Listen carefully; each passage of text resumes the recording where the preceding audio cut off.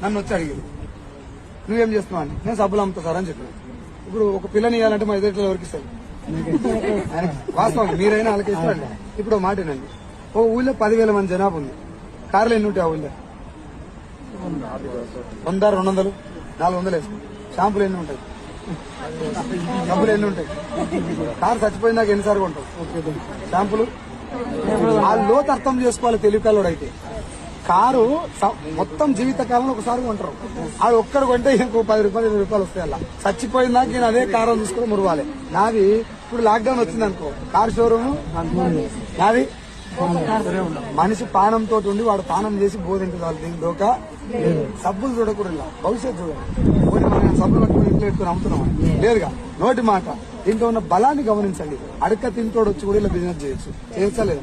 అడక తింటూ కారు కొనిపి చెప్పుకుంటాను జాబ్ పెద్దదే.